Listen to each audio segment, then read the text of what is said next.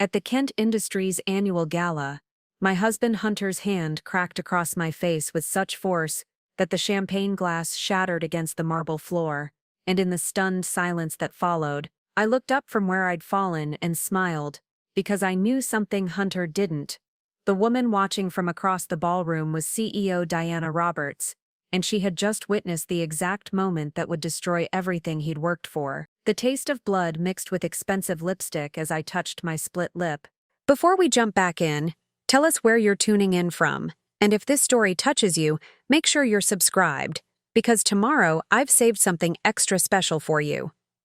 But my smile only widened when I saw Diana's face transform from shock to recognition to cold, calculated fury. You see, there were three things Hunter Johnson didn't know that night.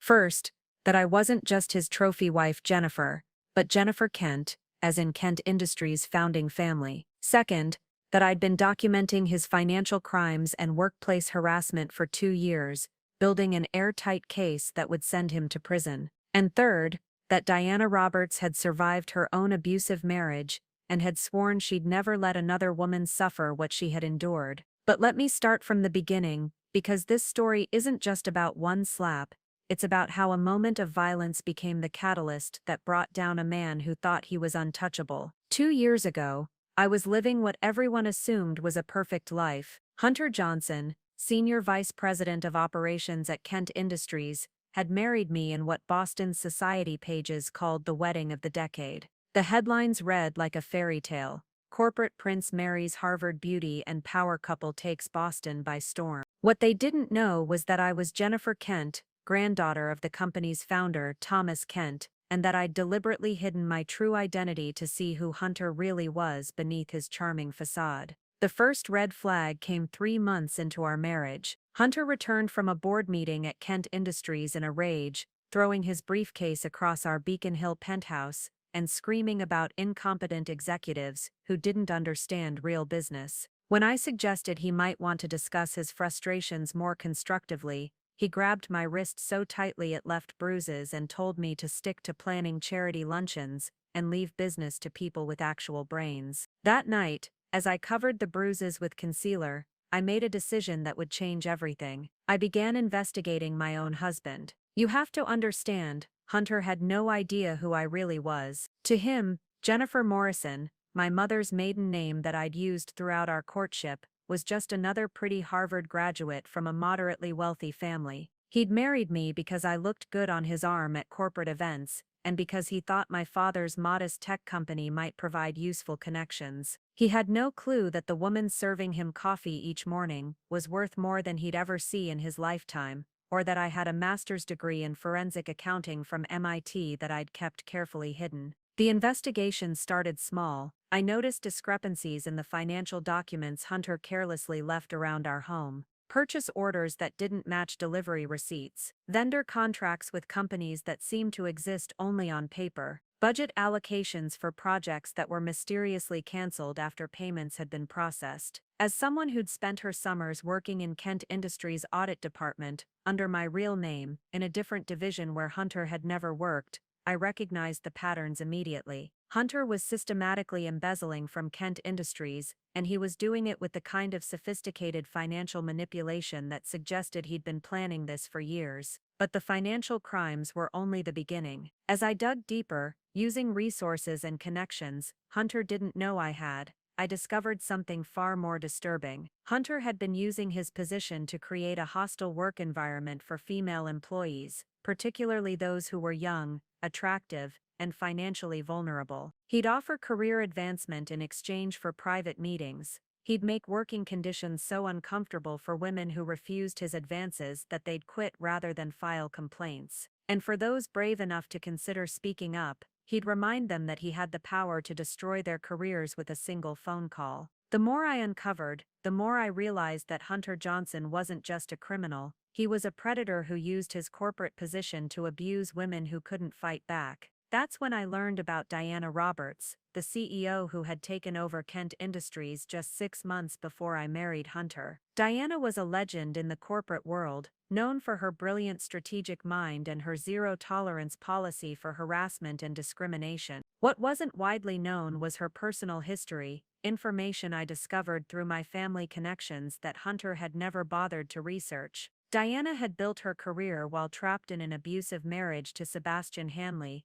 a powerful attorney who had systematically isolated her from friends and family while taking credit for her professional achievements. For 15 years, she'd endured psychological, financial, and physical abuse while building one of the most successful consulting firms in New England. When she finally found the courage to leave, Sebastian had tried to destroy her professionally, using his legal connections to spread rumors about her competence and mental stability. The divorce had been brutal, fought in courtrooms and boardrooms across Massachusetts. But Diana had survived, and more than that, she'd thrived. She'd sold her consulting firm for over $200 million and used that fortune to acquire controlling interest in several companies, including Kent Industries. And she'd made it her personal mission to ensure that no woman under her leadership would ever face what she had endured. This was the woman who would be watching from across the ballroom 2 years later, when Hunter made the biggest mistake of his life.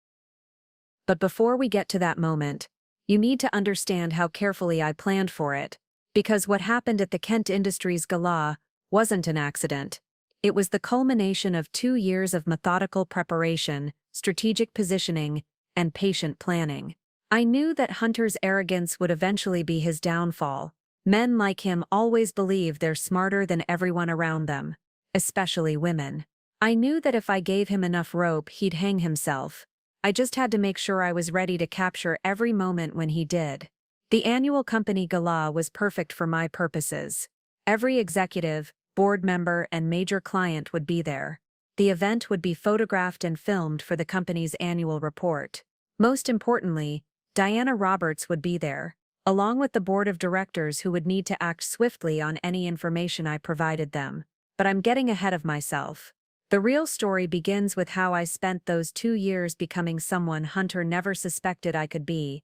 Not just his wife, but his judge, jury, and the architect of his complete destruction. What Hunter saw was Jennifer Johnson, the perfect corporate wife who planned charity events and looked beautiful at company functions. What he never realized was that Jennifer Kent was documenting every crime, recording every threat, and building a case that would ensure he never harmed another woman again. The slap that night was just the final piece of evidence I needed, and Diana Roberts' reaction. That was justice, served immediately and without appeal. But let me tell you about that smile, the one that froze Hunter in place and made Diana Roberts take a step forward like she was preparing for battle. It wasn't the reaction anyone expected from a woman who'd just been publicly humiliated and physically assaulted. It was the smile of someone who had been waiting 2 years for exactly this moment. As I lay there on the cold marble floor of the Four Seasons ballroom, surrounded by 300 of Boston's most powerful business leaders, I felt something I hadn't experienced since the day I discovered Hunter's first embezzled payment: pure, crystalline clarity. The taste of blood in my mouth was nothing compared to the sweetness of watching Hunter's confident expression crumble into confusion and then panic. "Why are you smiling?" he demanded, his voice cracking slightly as he realized that every phone in the room was now pointed in our direction. Security cameras would capture this moment from 6 different angles, and in the age of social media, Hunter Johnson slapping his wife at the Kent Industries gala would be trending within minutes. I didn't answer immediately. Instead, I slowly pushed myself up from the floor, my designer gown, a custom Valentino that cost more than Hunter made in 3 months, spreading around me like spilled wine. I touched my split lip delicately, examining the blood on my fingertips with the fascination of a scientist studying a particularly interesting specimen. That's when I saw her. Diana Roberts stood 20 feet away, her champagne glass forgotten in her hand, her face a mask of controlled fury that I recognized from boardroom negotiations where she decimated opposing counsel. But there was something else in her expression, a kind of recognition, as if she was seeing her younger self in my position and remembering every moment of helplessness she'd once endured. "Jennifer," Hunter hissed, reaching down to grab my arm and pull me up. "Get up, you're making a scene." I looked at his outstretched hand, the same hand that had just struck me, the same hand that signed fraudulent contracts and typed threatening emails to young women who refused his advances, and I laughed. Not a bitter laugh or a hysterical one, but a genuine sound of amusement that carried across the silent ballroom like a bell. Preparing and narrating this story took us a lot of time, so if you are enjoying it, subscribe to our channel. It means a lot to us. Now back to the story. Making a scene, I repeated, my voice carrying perfectly in the acoustics designed for corporate presentations. Hunter, darling, I haven't even started making a scene yet. The confusion on his face deepened. This wasn't how these moments usually played out for him. In private, when he'd grabbed my wrists or shoved me against walls, I'd always been quiet, always tried to de-escalate, always protected his precious reputation. But we weren't in private now, and Hunter had just made the fatal mistake of showing his true character to the one person in the room who had both the power and the personal motivation to destroy him completely. I stood up slowly, deliberately, brushing imaginary dust from my gown, while maintaining eye contact with Diana Roberts. The message was clear. I wasn't cowering. I wasn't running. I was exactly where I wanted to be, doing exactly what I'd planned to do. Ladies and gentlemen, I announced, my voice trained by years of boardroom presentations and charity galas, reaching every corner of the room.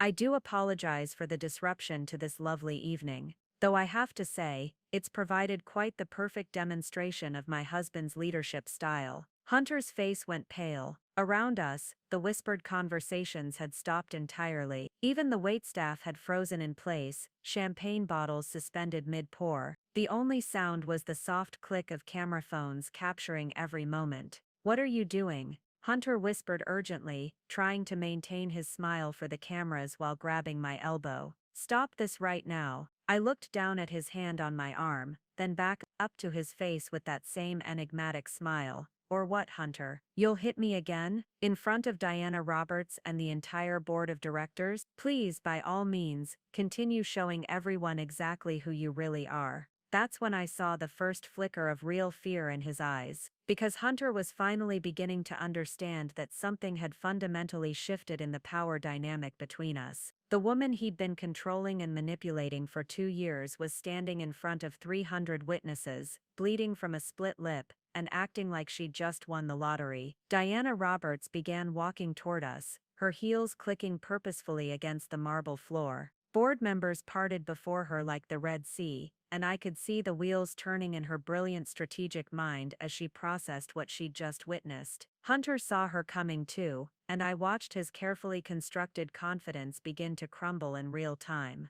"Miss Roberts," Hunter stammered, suddenly remembering that his CEO was watching him assault his wife. "I'm so sorry about this disruption. Jennifer has been under a lot of stress lately, and she has been under stress." Diana's voice cut through his explanation like a blade, each word precisely enunciated and dripping with contempt. "Mr. Johnson, did you just strike your wife in front of my entire executive team?" The question hung in the air like a sword about to fall. Hunter opened his mouth to respond, probably to spin some story about provocation or misunderstanding, but I decided it was time to play my first card. "Diana," I said, using her first name with the casual familiarity that only family members or board-level executives would dare attempt. "Thank you for your concern. I'm perfectly fine, though I think this incident raises some interesting questions about Kent Industries' commitment to maintaining a workplace free from violence and intimidation." Hunter's head snapped toward me, his eyes wide with shock. In 2 years of marriage, he'd never heard me speak with that kind of authority or use corporate terminology with such precision. And the way I'd addressed Diana Roberts, not as a subordinate speaking to a superior, but as an equal speaking to a peer, was completely outside his understanding of who I was supposed to be. But Diana understood immediately. I saw the moment of recognition flash across her face as she processed the implications of my words, my tone, and most importantly, my complete lack of fear in this situation. This wasn't a helpless victim she was looking at. This was someone who had been waiting for exactly this moment and was now ready to make her move. "Interesting questions indeed," Diana replied, her voice carrying the weight of absolute authority. "Mr. Johnson, I think we need to have a private conversation, immediately." "Now see here," Hunter began, falling back on the bluster and aggression that had served him so well in intimidating others. I don't appreciate being treated like some common criminal over a private marital dispute. Jennifer is obviously having some kind of breakdown, and I won't have her embarrassing the company. The company? I interrupted, my smile growing wider. Oh, Hunter, you still don't understand, do you? And that's when I dropped the first bombshell that would begin the systematic destruction of everything Hunter Johnson had built his life around. Diana, I said, maintaining eye contact with her while speaking loudly enough for the cameras and witnesses to catch every word. I believe it's time I properly introduced myself to your husband. Hunter, meet Jennifer Kent, as in Kent Industries. The silence that followed was so complete that I could hear the harbor breeze through the ballroom's windows. The look on Hunter's face when I revealed my true identity was worth every moment of the careful charade I'd maintained for 3 years. His mouth opened and closed like a fish gasping for air, his eyes darting between Diana Roberts and me as if he could somehow will this revelation to be untrue. But the truth was standing right there in front of him, bleeding from a split lip and wearing a dress that cost more than his monthly salary. That's impossible, he whispered, his voice barely audible in the silent ballroom. Your name is Jennifer Morrison. I've seen your documents, your credit reports, my carefully constructed alternate identity, I finished calmly, dabbing at my lip with a napkin that someone had handed me. Morrison is my mother's maiden name, which I've been using since college. It's amazing how easy it is to create a believable middle-class background when you have unlimited resources and a team of lawyers who specialize in privacy protection. Diana Roberts stepped closer, her expression shifting from concern to fascination as the pieces began falling into place. Jennifer Kent, she repeated slowly, as if testing the name. Thomas Kent's granddaughter, the family member who's been listed as unavailable for comments in every Business Journal article about Kent Industries for the past decade. Guilty as charged, I replied, managing a small smile despite the throbbing in my jaw, though I prefer to think of myself as selectively private rather than unavailable. The crowd around us had pressed closer, phones still recording, board members whispering urgently among themselves as they processed the implications of this revelation. Hunter stood frozen in the center of it all, his carefully cultivated corporate persona cracking like ice under pressure. But let me back up and explain how I'd managed to hide my true identity so completely that even the man I married had no idea who I really was. The deception began in college, when I made the conscious decision to attend Harvard under my mother's maiden name, rather than bearing the weight of the Kent legacy. I was 18 and tired of being seen as nothing more than an extension of my family's business empire. I wanted to know who I was when stripped of the Kent name, the Kent fortune, and the Kent expectation. So Jennifer Kent became Jennifer Morrison, scholarship student from a middle-class family in Springfield, Massachusetts. I lived in regular dormitories, worked part-time jobs, and dated boys who had no idea that my trust fund could have bought their family homes 10 times over. It was liberating in a way I'd never experienced, being judged solely on my own merits, rather than my grandfather's legacy. The identity was meticulously crafted with the help of our family lawyers. Jennifer Morrison had a complete background, birth certificate, social security number, school records, even a modest apartment lease paid for by a fictional tech company owned by my father. The real Jennifer Kent maintained a trust fund and board position at Kent Industries, but Jennifer Morrison lived paycheck to paycheck and worried about student loans like any other college student. When I graduated summa cum laude with degrees in business and accounting, Jennifer Morrison received job offers from several prestigious consulting firms. Jennifer Kent, meanwhile, quietly completed her master's degree in forensic accounting at MIT under her real name,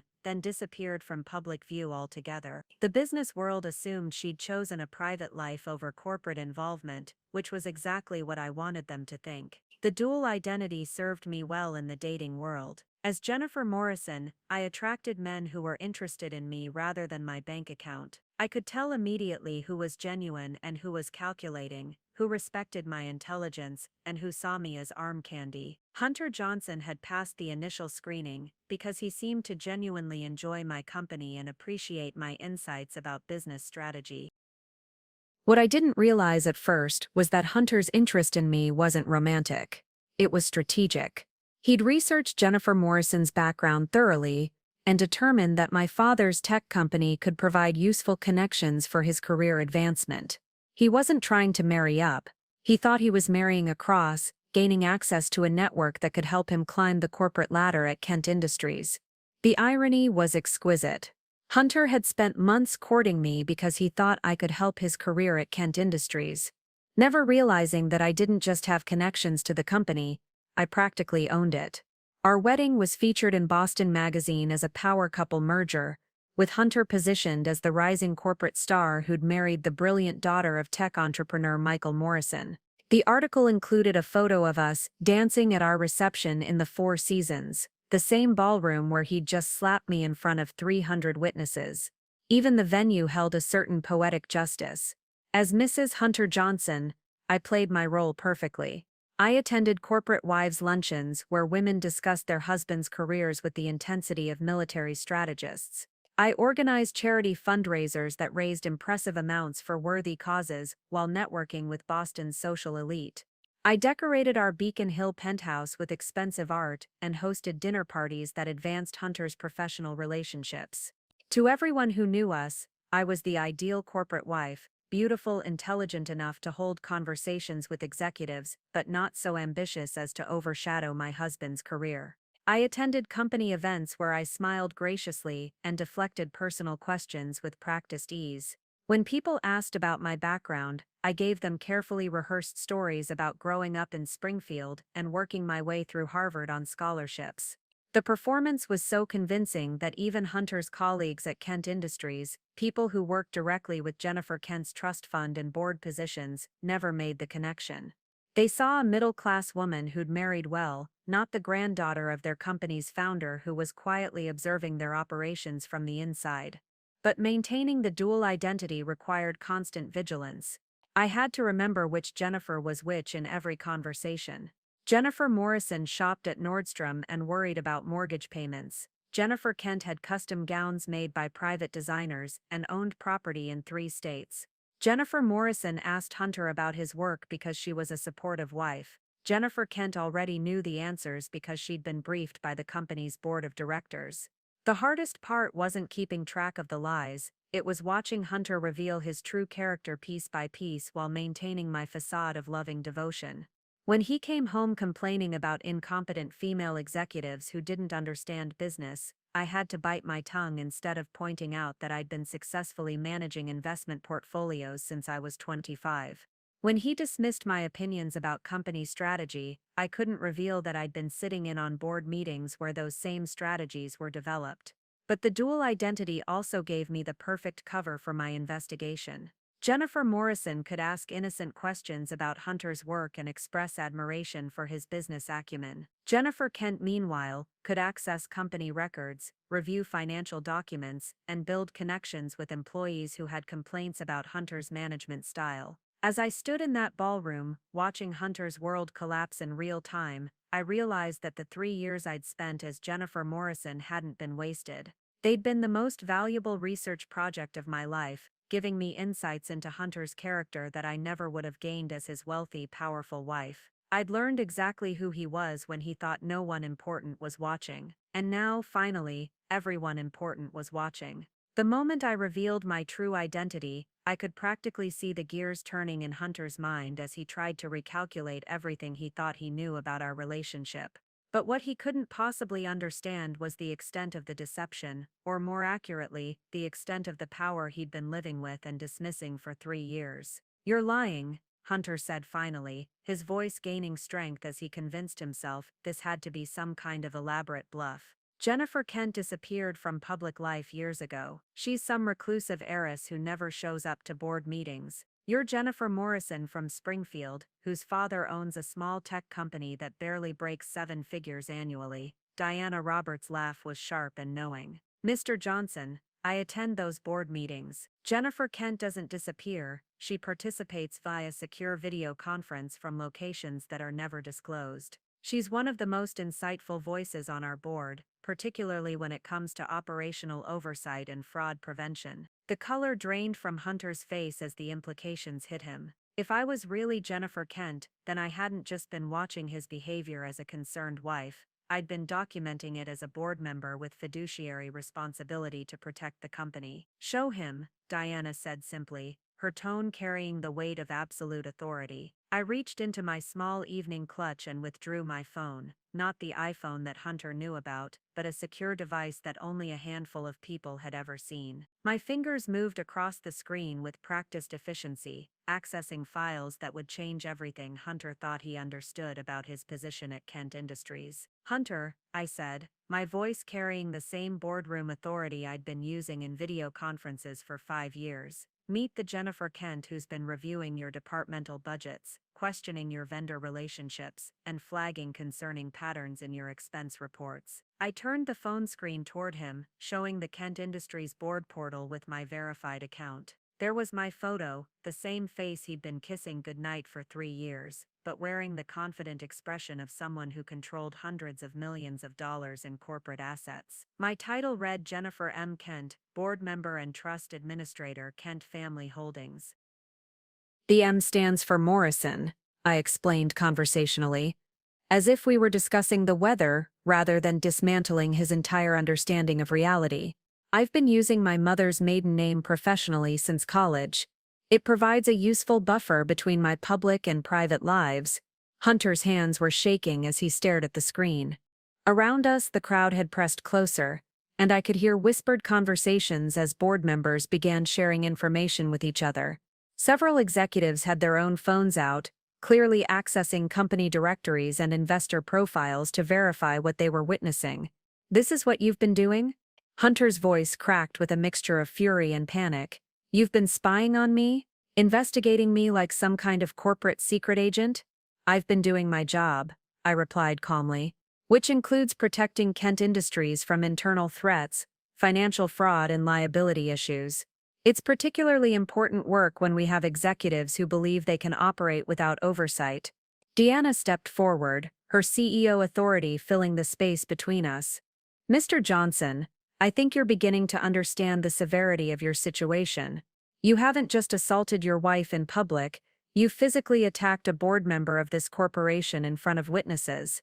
The crowd's murmur grew louder as people began to grasp the full scope of what they were witnessing. This wasn't just a domestic dispute that had gotten out of hand, it was a corporate scandal unfolding in real time, complete with criminal assault and what was clearly about to become a very public investigation. But Hunter still didn't understand the true extent of his predicament. He was focused on the immediate humiliation of learning his wife's real identity, missing the larger implications of what my position meant for his future. "The Kent Family Trust," I continued, my voice carrying easily across the increasingly agitated crowd, "currently holds a controlling interest in Kent Industries, along with subsidiary holdings in 12 other companies. As the primary trust administrator, I oversee investment decisions, executive compensation packages, and employment policies across our entire portfolio." I paused, watching his face as the mathematics of power began to dawn on him. "What that means, Hunter, is that I don't just have a voice in company policy, I have the deciding voice. Every executive at Kent Industries, from department heads to vice presidents to the CEO herself, ultimately reports to the trust that I manage." Deanna nodded confirmation. "The Kent Family Trust is our largest shareholder. Jennifer's recommendations carry significant weight with our board of directors, particularly regarding personnel decisions." Hunter's carefully constructed corporate persona was disintegrating before our eyes. The confident executive who'd been networking with board members just an hour earlier now looked like a man who'd just realized he'd been playing chess against a grand master while thinking it was checkers.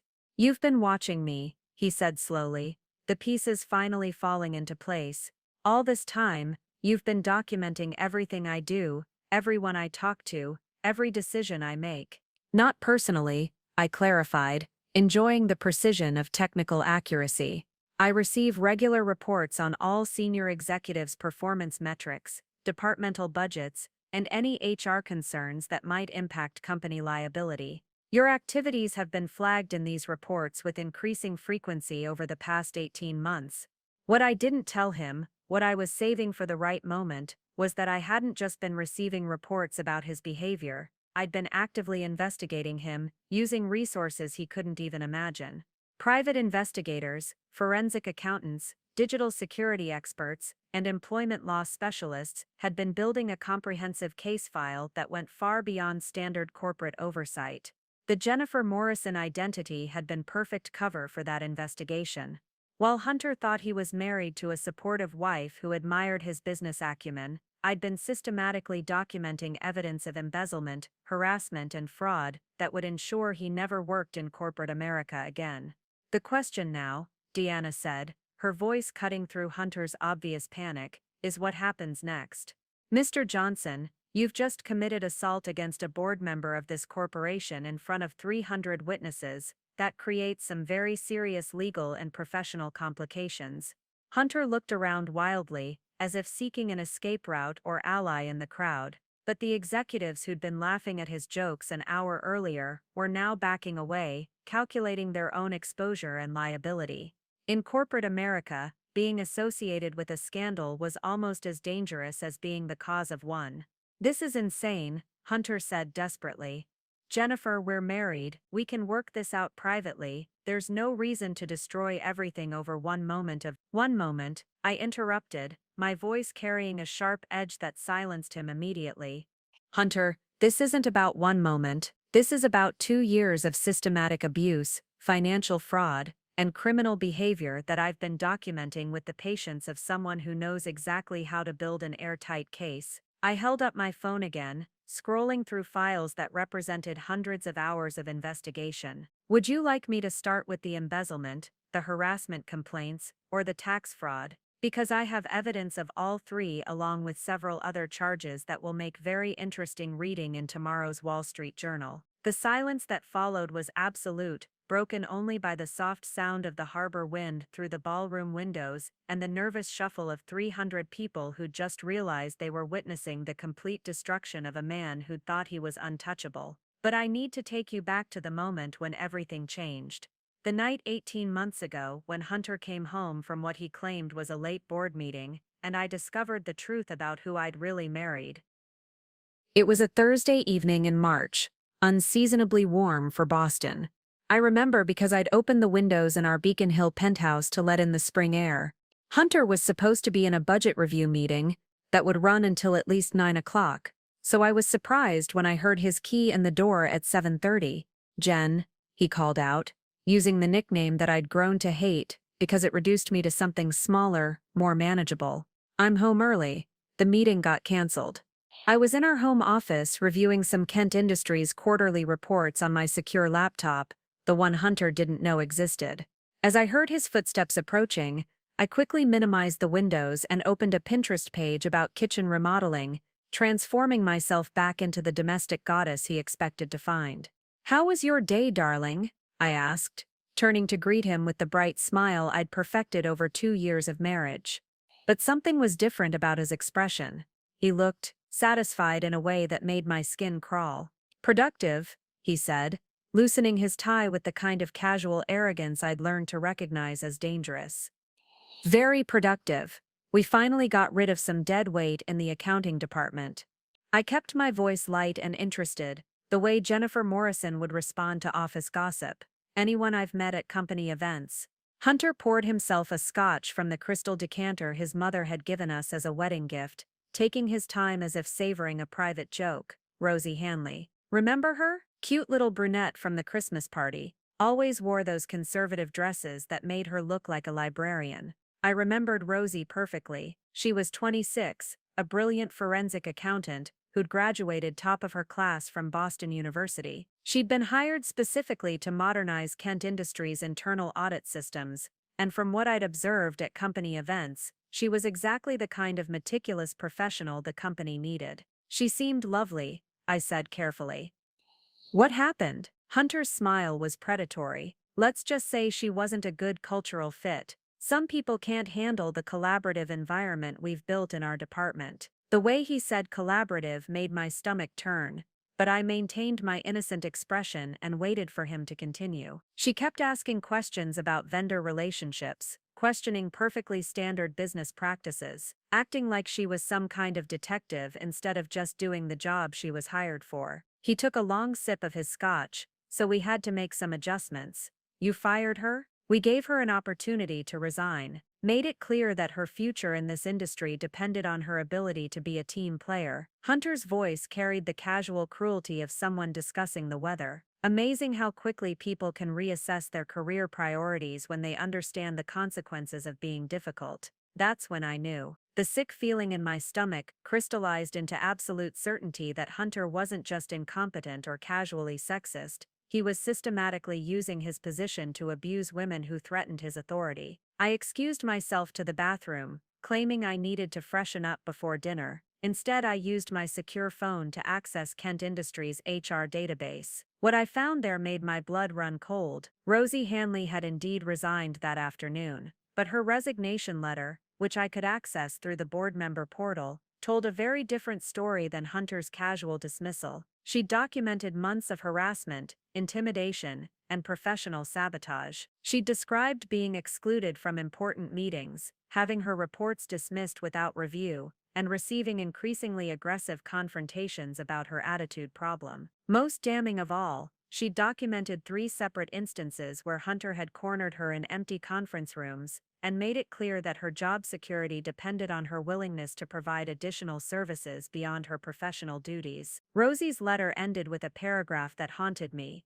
I cannot continue to work in an environment where reporting financial irregularities results in sexual harassment and professional retaliation. I have attempted to address these concerns through proper channels, but it has become clear that Mr. Johnson's position in the company hierarchy provides him with immunity from accountability. I am resigning to protect my own safety and career prospects, but I fear for the women who will face these same choices after me. I sat on the bathroom floor, reading and rereading her words as the full scope of Hunter's behavior became clear.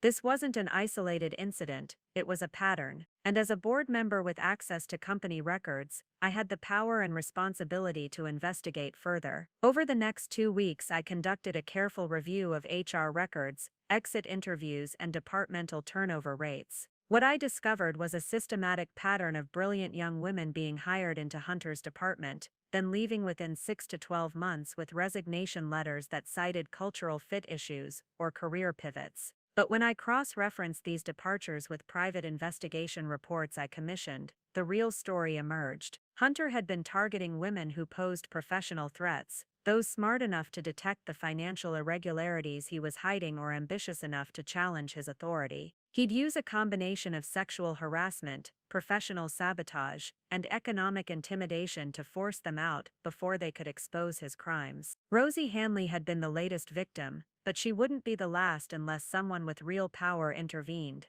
That night, as I watched Hunter sleep peacefully beside me, completely unaware that his wife now knew exactly what kind of monster he was, I made a decision that would define the next 18 months of my life. I was going to destroy him, methodically, systematically, and completely. But first, I was going to document every crime, every abuse, and every manipulation so thoroughly that when the reckoning came, there would be no possibility of escape, no room for doubt, and no chance of him ever hurting another woman again. The investigation that began with Rosie Hanley's resignation letter would end with Hunter Johnson's complete professional annihilation, and the perfect venue for that destruction would be the Kent Industries annual gala, where his violence would be witnessed by everyone who mattered. Justice, I'd learned, was a dish best served in public. The morning after I discovered the truth about Rosie Hanley, I sat in my home office at 5 a.m., drinking coffee and staring at a blank legal pad. I had the motivation and the resources to bring Hunter down, but I needed a plan that would ensure complete justice, not just for his crimes against Kent Industries, but for every woman he'd victimized along the way. My first call was to Marcus Johnson, no relation to Hunter, despite the shared surname, a private investigator who specialized in corporate fraud cases. Marcus had worked with the Kent family before, handling sensitive matters that required absolute discretion and ironclad results. When I explained what I needed, his response was immediate. "Mrs. Morrison," he said, using the name I'd given him, "if what you're describing is accurate, we're looking at multiple felonies spanning several years. This isn't just an employment matter, It's a criminal enterprise. That's exactly what I'm hoping to prove, I replied. But I need evidence that will hold up in court, in boardrooms, and in the media. I need this to be so comprehensive that there's no possibility of him slipping through legal loopholes or buying his way out of consequences. Within a week, Marcus had assembled a team that read like something from a corporate thriller. Forensic accountants who could trace financial irregularities through the most sophisticated shell company structures, digital investigators who could recover deleted emails and encrypted communications, employment law specialists who understood exactly how to document workplace harassment in ways that would satisfy both civil and criminal courts. But the most valuable member of our team was Lisa Roberts, Diana's younger sister, who worked as a victim advocacy specialist. Lisa had developed methods for helping harassment victims document their experiences in ways that protected them legally, while building powerful cases against their abusers. The key, Lisa explained during our first strategy meeting, is reaching out to his previous victims in a way that empowers them rather than re-traumatizing them. Many of these women have been convinced that they were the problem,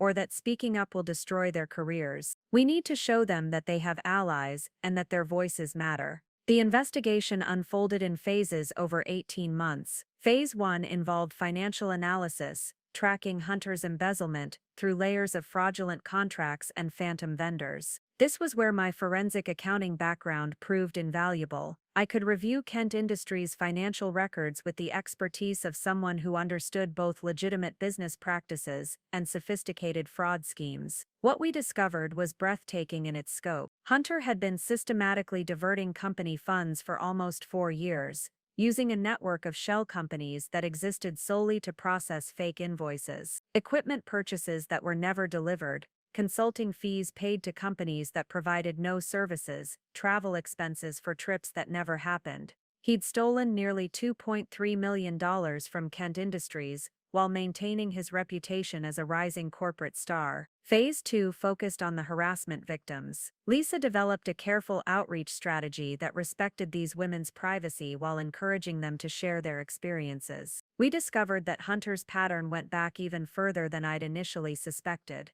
to his previous job at a smaller firm in Providence, where 3 women had left under suspicious circumstances. The victim interviews revealed a sophisticated manipulation strategy. Hunter would target women who were professionally competent but financially vulnerable, recent graduates with student loans, single mothers supporting families, women from modest backgrounds who couldn't afford extended unemployment. He'd use their economic insecurity against them, making it clear that resistance would result in career destruction. Phase 3 involved building connections with other executives who had concerns about Hunter's behavior, but had been afraid to speak up individually. Marcus conducted careful interviews with current and former Kent Industries employees, documenting a pattern of intimidation that extended beyond sexual harassment to include general workplace bullying and professional sabotage. Throughout this investigation, I maintained my perfect facade as the supportive corporate wife. I attended company events where I smiled and made small talk with the same executives my private investigators were interviewing.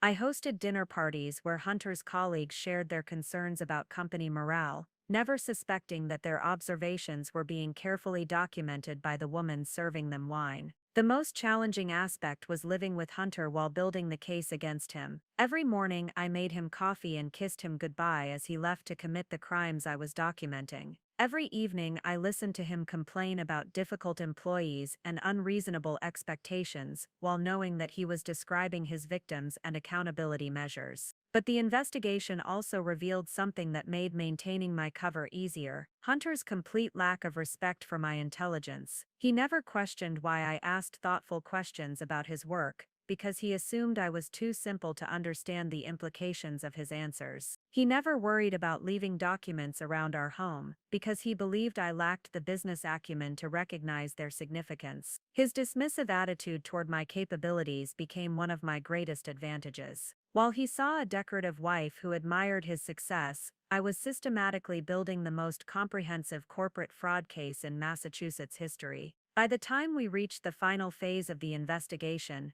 I had enough evidence to send Hunter to prison for 20 years. Financial records proving embezzlement, testimony from 8 harassment victims, documentation of workplace retaliation, and evidence of tax fraud that would trigger federal prosecution. But I wanted more than just criminal conviction. I wanted complete professional destruction, public humiliation, and a very clear message to every other executive who thought they could abuse their power without consequences. That's when I began planning for the Kent Industries annual gala, the perfect stage for Hunter's final performance as a respected corporate executive. The plan I developed was elegant in its simplicity: create a situation where Hunter's true character would be revealed in front of the people whose opinions mattered most to his career, while ensuring that his violent reaction would be witnessed by someone with both the power and personal motivation to deliver immediate justice. All I had to do was wait for Hunter to be himself, and as history would prove, I didn't have to wait very long. The 18 months I spent building my case against Hunter while maintaining my facade as his devoted wife were like living in a carefully choreographed performance where one wrong step could bring down the entire production.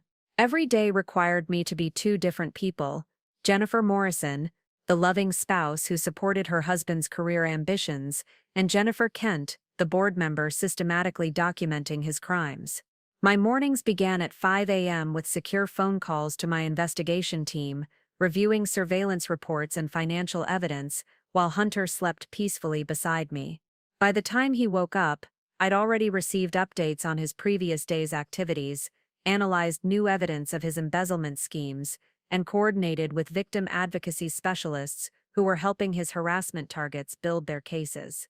But when Hunter opened his eyes, he saw only the woman he expected: Jennifer Morrison, already dressed for the gym, with his coffee prepared exactly the way he liked it, and the Wall Street Journal folded beside his breakfast plate. "Good morning, darling," I'd say, kissing his cheek with the same warm affection I'd shown since our honeymoon. "How did you sleep?" The performance required constant vigilance. I had to remember which version of myself was supposed to know what information. Jennifer Morrison could ask innocent questions about Hunter's workday because she was interested in her husband's career. Jennifer Kent already knew the answers because she received detailed reports about all senior executive activities. The most surreal moments came during company social events, where I'd find myself in conversations with the very people my investigators had been interviewing. At the spring charity gala, I spent 20 minutes chatting with Maddox Kent, a distant cousin who worked in HR, about his concerns regarding departmental turnover rates, never letting on that I'd commissioned a detailed analysis of those same statistics.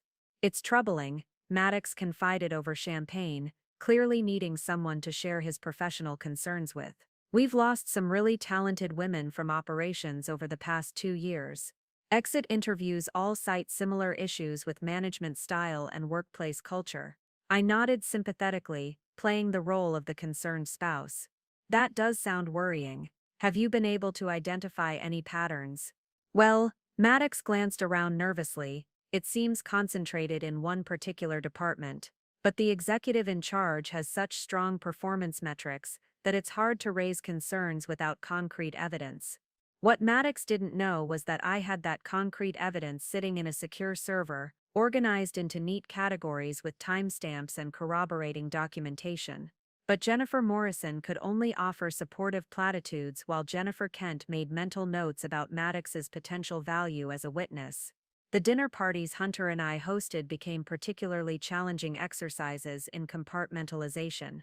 I'd serve elaborate meals to executives who were unknowingly dining with the primary target of an ongoing fraud investigation, while making sure the conversation flowed smoothly and everyone felt comfortable enough to share their professional observations.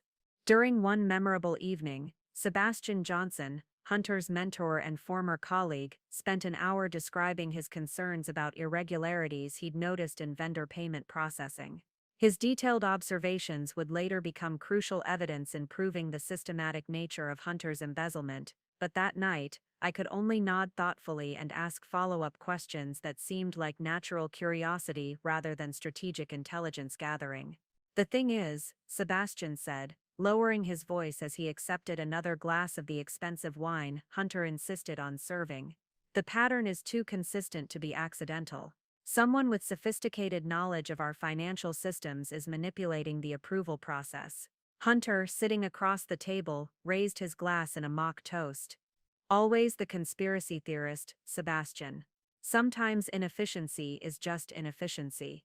I watched this exchange with fascination, seeing Hunter's casual dismissal of Sebastian's concerns as both arrogance and a telling defensive reaction.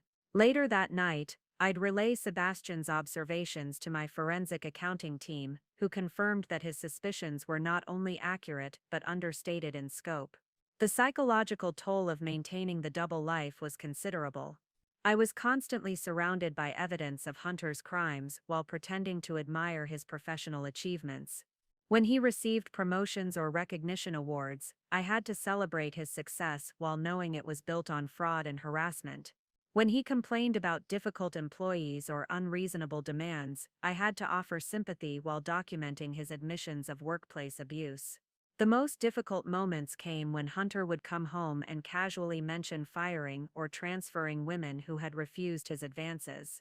He'd frame these decisions as necessary management actions, never realizing that his own wife was recording his explanations and passing them along to employment law specialists. "We had to let Will's new hire go," he mentioned one evening over dinner, referring to Will Roberts, Diana's nephew who worked in the finance department. "Lisa something, nice enough girl, but she wasn't adapting well to our collaborative culture." I knew from my team's research that Lisa something was Lisa Hanley, Rosie's younger sister, who had specifically requested a transfer to Hunter's department to investigate what had happened to her sibling. Her failure to adapt had actually been her refusal to ignore the financial irregularities she'd discovered, and her resistance to Hunter's increasingly aggressive advances. "That's unfortunate," I replied, cutting my steak with steady hands while mentally adding this conversation to the growing file of evidence. "She seemed promising when you hired her." "Sometimes you can't tell about people until they're under pressure," Hunter said, with the casual dismissiveness I'd learned to recognize as his way of justifying cruelty. "Some people just aren't cut out for high-stakes corporate environments." What he meant, of course, was that some people weren't willing to accept sexual harassment and financial fraud as normal business practices. But Jennifer Morrison could only nod sympathetically while Jennifer Kent documented another admission of discriminatory employment practices. The investigation files grew week by week, stored on encrypted servers that Hunter couldn't access even if he'd known to look for them. Financial records, victim testimonies, recorded conversations, photographic evidence, every piece carefully cataloged and cross-referenced to build an unassailable case. But perhaps the most valuable evidence came from Hunter himself, through the casual admissions and unguarded comments he made in the privacy of our home. He had no reason to filter his thoughts around me, because he saw me as an extension of himself rather than an independent person with her own moral compass. Those 18 months taught me that the most dangerous criminals are often the most careless ones, not because they lack intelligence, but because their arrogance blinds them to the possibility that someone they consider powerless might actually hold all the cards. And as the Kent Industries annual gala approached, I was ready to show Hunter exactly who had been holding the cards all along. The Kent Industries annual gala wasn't just the company's most prestigious social event, it was a strategic masterpiece of corporate theater, where board members, executives, major clients and media representatives gathered to celebrate another year of success. For my purposes, it was the perfect venue to ensure Hunter's downfall would be witnessed by everyone whose opinion could destroy his career permanently. The planning began 6 months in advance, with me using my board member privileges to influence key decisions about the event. As Jennifer Kent, I had legitimate input on guest lists, venue selection, and program scheduling. As Jennifer Morrison, I could enthusiastically support my husband's excitement about the company's biggest networking opportunity of the year. "I've been asked to give a presentation about our operational efficiency improvements," Hunter announced one evening in February, practically glowing with pride. "Diana specifically requested that I highlight the cost-saving measures we've implemented in my department." I smiled warmly, playing the supportive wife while internally noting the delicious irony. Diana Roberts had indeed requested Hunter's presentation, but only because I'd suggested it during a board meeting, knowing that giving him a prominent platform would amplify his eventual humiliation. "That's wonderful, darling," I replied, refilling his wine glass. It sounds like a perfect opportunity to showcase your leadership style to the entire company. What Hunter didn't realize was that his operational efficiency improvements were largely the result of forcing out competent female employees and replacing them with less qualified candidates who wouldn't question his fraudulent activities. His presentation would essentially be a confession delivered to an audience that included several of his victims and the investigators building cases against him. The guest list required careful orchestration. Through my board position, I ensured that specific people would be in attendance. Rosie Hanley, who had accepted my personal invitation to join us as a consulting expert on accounting practices. Sebastian Johnson, whose suspicions about financial irregularities could provide real-time validation of evidence, and most importantly, investigative journalist Maddox Roberts from the Boston Business Journal, who had been quietly researching corporate harassment patterns and would recognize the significance of what he was about to witness. But the most crucial element was ensuring Diana Roberts would be positioned to see everything clearly. During our board meetings, I'd carefully studied her reactions to discussions about workplace harassment and employee protection policies. Diana's responses revealed someone with deep personal investment in these issues, someone who would react decisively when confronted with evidence of abuse. I arranged for Diana and me to be seated at adjacent tables, with clear sightlines to the area where Hunter would be networking before his presentation. The ballroom layout of the Four Seasons provided perfect acoustics for conversations to carry across the space, ensuring that whatever happened would be clearly audible to key witnesses. The timing required precise coordination with my investigation team. Marcus had positioned discreet surveillance equipment throughout the venue, disguised as standard event photography and security systems. Every conversation, every interaction, every moment of the evening would be documented with broadcast-quality evidence that could be used in both civil and criminal proceedings. But the most delicate aspect of the trap was creating the circumstances that would trigger Hunter's violent reaction. Through 18 months of careful observation, I'd identified his specific triggers, challenges to his authority, public questioning of his competence, and most dangerously, any suggestion that women around him possessed superior knowledge or capabilities. My plan was elegantly simple. I would attend the gala as Jennifer Morrison, the supportive corporate wife,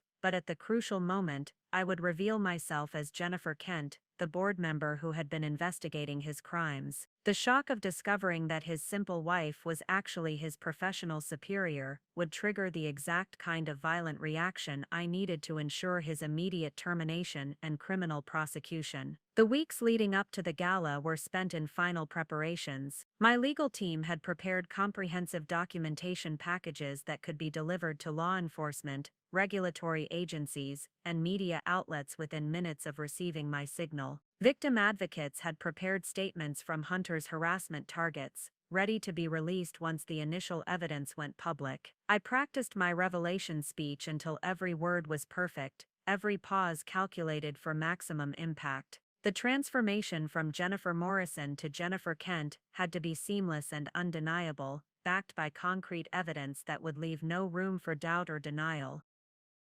The most challenging part was maintaining my facade as the event approached.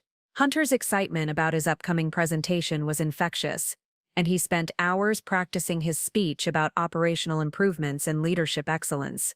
Watching him rehearse lies about his professional achievements while planning his complete destruction required every ounce of emotional control I possessed. "You're going to be brilliant," I told him the night before the gala, helping him choose between two nearly identical ties. "Everyone will see exactly what kind of leader you really are." The irony was so perfect it almost made me laugh. Hunter would indeed show everyone exactly what kind of leader he was, just not in the way he anticipated. The final element of the trap was psychological preparation. I spent the morning of the gala in meditation and strategic visualization, mentally rehearsing every possible scenario and my responses to each outcome. By the time I put on my custom Valentino gown, armor disguised as elegance, I was completely calm and absolutely ready. Hunter Johnson had spent 4 years building his reputation through fraud, harassment, and manipulation. In a few hours, I would tear it down completely using nothing but the truth, delivered at exactly the right moment to exactly the right audience. The trap was set. All I had to do was wait for Hunter to walk into it. The evening of the gala, I stood before my bedroom mirror applying the final touches of makeup with the precision of a warrior preparing for battle. The reflection staring back at me was Jennifer Morrison, elegant, supportive, perfectly groomed corporate wife, but underneath the designer gown and flawless cosmetics was Jennifer Kent, armed with enough evidence to topple an empire. Hunter emerged from his dressing room in his custom Tom Ford tuxedo, looking every inch the successful executive he believed himself to be. He'd spent the afternoon rehearsing his presentation one final time, polishing the lies he planned to tell about his departmental improvements and leadership innovations. "You look stunning," he said, fastening his cufflinks with the confidence of a man who had no idea his world was about to end. "Tonight is going to be perfect." "Yes," I replied, touching the diamond necklace at my throat, a family heirloom that had belonged to the original Jennifer Kent, my great-grandmother, who had helped build the company Hunter was systematically destroying. "I have a feeling it will be a night no one will forget."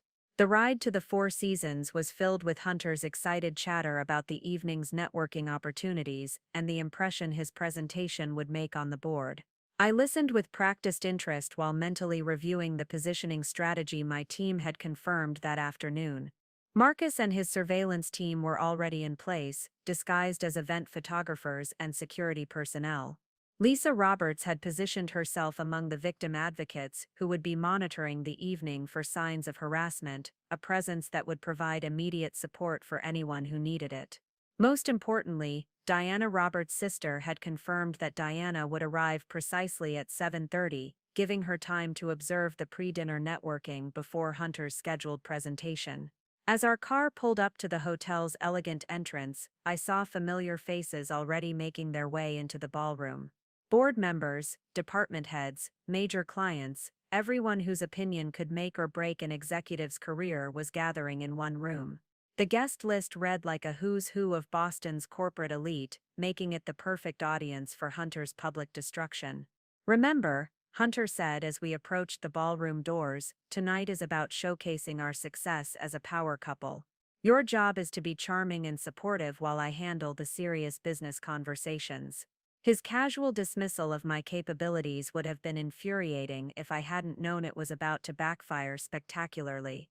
Hunter had spent 3 years treating me like an attractive accessory, never suspecting that the woman he was patronizing controlled his professional fate.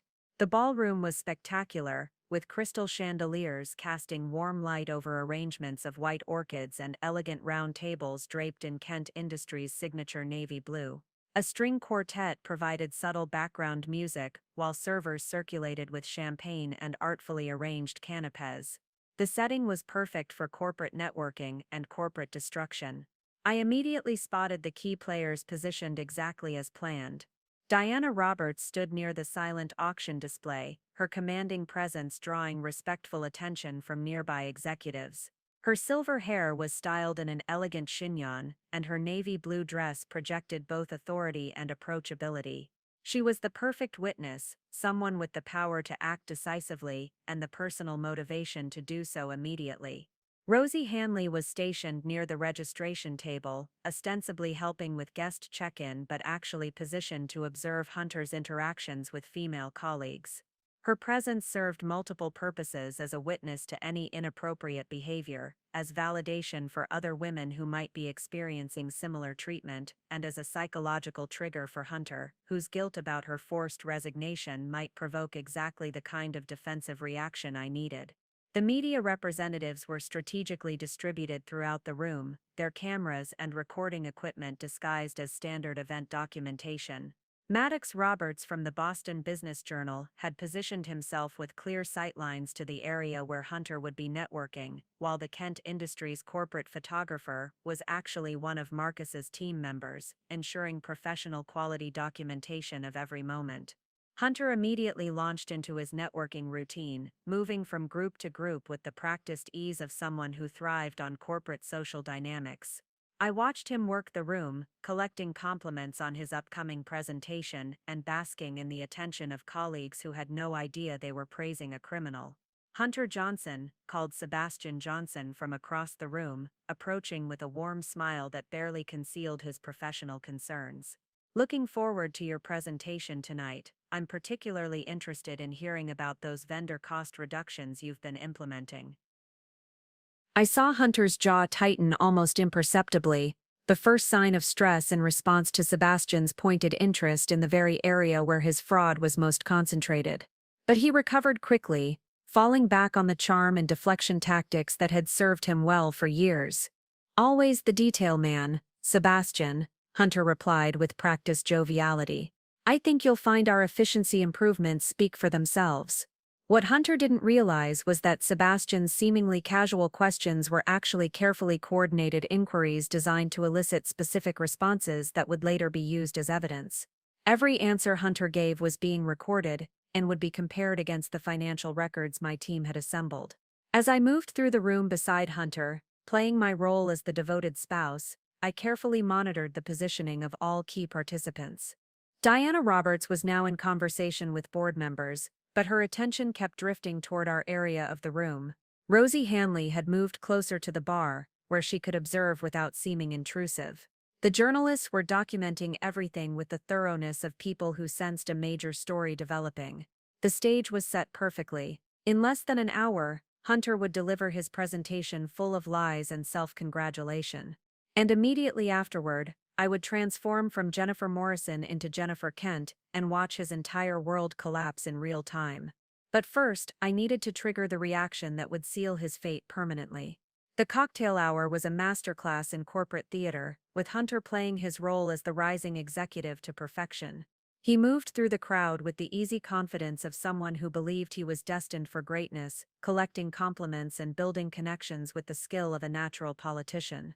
Jennifer, darling, called out Patricia Westbrook, the wife of Kent Industries' largest institutional client, as she glided toward us with champagne flute in hand. You look absolutely radiant tonight. That gown is exquisite. Thank you, Patricia, I replied with practiced warmth, accepting the air kisses that were standard currency at these events. Hunter was just telling me how excited he is about his presentation tonight. Hunter beamed with the satisfaction of someone whose ego was being fed exactly the attention it craved. Around us, executives and their spouses formed the kind of networking clusters that defined Boston's corporate social scene, carefully orchestrated conversations where business was conducted through social pleasantries. I understand you're presenting on operational efficiency, said Will Roberts, Diana's nephew, approaching our group with genuine professional interest. The finance department has been impressed with the cost reductions coming out of your division. I watched Hunter's expression carefully as Will mentioned the finance department. There was a flicker of something anxiety, defensiveness, before he recovered his smooth corporate demeanor. We've implemented some innovative approaches to vendor management and resource allocation, Hunter replied, his voice carrying the practiced authority of someone who had delivered this explanation many times. Sometimes you have to challenge conventional thinking to achieve breakthrough results. What Hunter was describing as innovative approaches were actually sophisticated embezzlement schemes, and his breakthrough results came from stealing company money while forcing out the employees who might have detected his crimes. But to the gathered executives, his words sounded like exactly the kind of forward-thinking leadership they valued. Innovation is certainly important, Diana Roberts' voice cut through the conversation as she joined our circle, her presence immediately commanding attention from everyone nearby. Though I've always believed that sustainable efficiency requires strong ethical foundations. The comment seemed innocuous enough to casual observers, but I caught the subtle emphasis Diana placed on ethical foundations and the way her eyes assessed Hunter's reaction. She was testing him, perhaps responding to concerns that had been raised through official channels, or simply exercising the kind of strategic awareness that had made her one of Boston's most successful CEOs. Hunter's response revealed everything about his character. Instead of engaging with Diana's point about ethics, he deflected with the kind of corporate speak that sounds impressive but says nothing. Absolutely, Diana. Our department has always prioritized stakeholder value optimization while maintaining compliance with all relevant regulatory frameworks. It was a perfectly crafted non-answer that avoided any actual commitment to ethical behavior while using enough business terminology to sound authoritative. But Diana Roberts hadn't become a CEO by accepting empty corporate rhetoric. I'm particularly interested in stakeholder value, she continued, her tone remaining pleasant while her words carried unmistakable weight. Especially when it comes to our employee stakeholders. Retention and satisfaction metrics can be such valuable indicators of leadership effectiveness. Hunter's smile tightened almost imperceptibly. Employee retention was exactly the area where his department showed the most concerning patterns: talented women leaving at alarming rates, exit interviews citing cultural fit issues, and persistent rumors about hostile working conditions. We've maintained very strong performance metrics, Hunter said, his voice taking on a slightly defensive edge that only someone who knew him well would recognize. Of course, not every employee is suited for high-performance environments.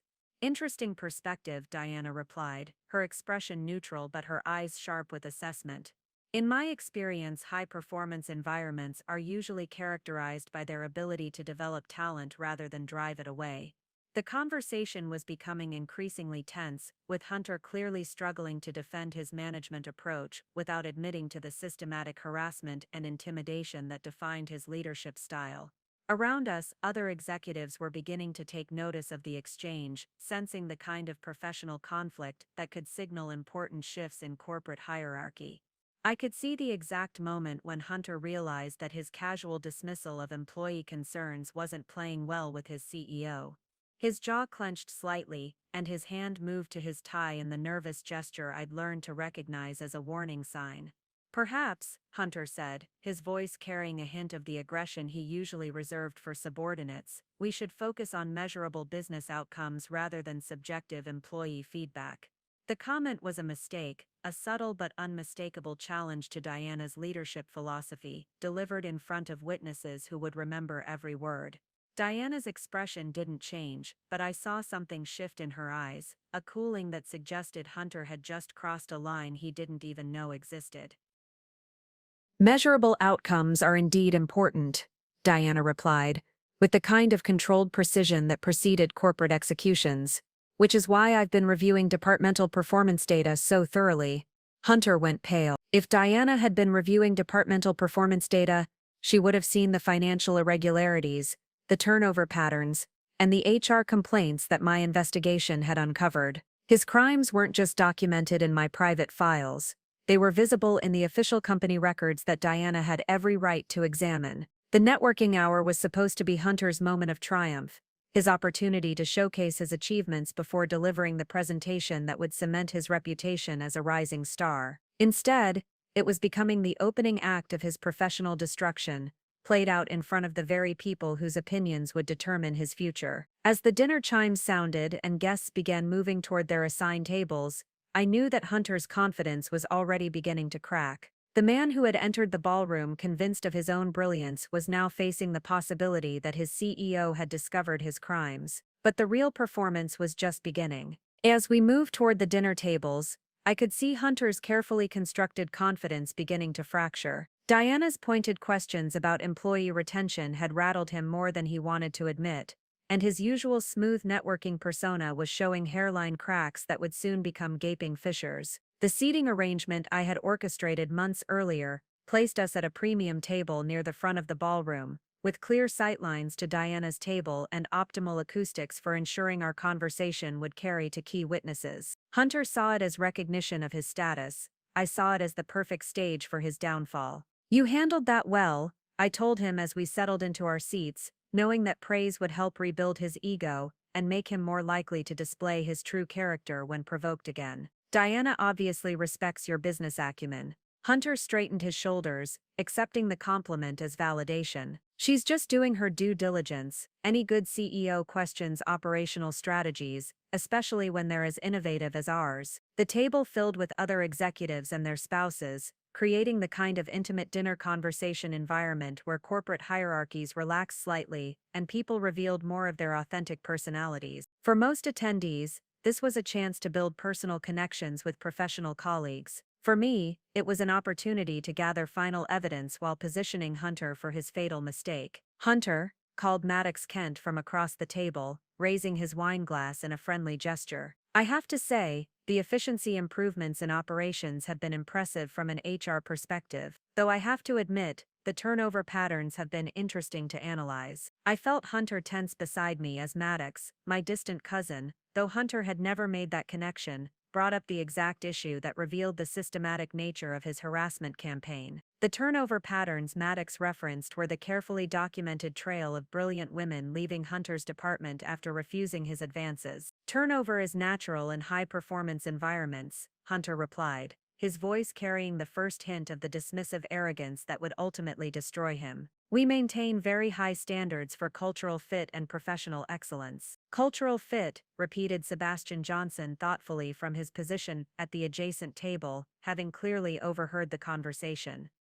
That's an interesting metric. In my experience, the best corporate cultures are usually the most inclusive ones. Hunter's face flushed slightly, whether from wine or rising anger, I couldn't tell. But his response revealed the toxic mindset that had driven his behavior for years. Inclusion is important, he said, his voice taking on the condescending tone I recognized as dangerous, but so is maintaining standards. Some people simply aren't equipped for the demands of senior-level corporate environments. Some people. Diana Roberts' voice cut through the ambient dinner conversation like a blade. She had clearly been listening from her nearby table, and her question carried the weight of someone who had heard similar dismissive language before. Hunter turned to face Diana, seemingly unaware that every word he spoke was being recorded by multiple devices and witnessed by people whose opinions would determine his professional future. Well, Hunter said, his voice gaining confidence as he fell back on the toxic beliefs that had guided his management style.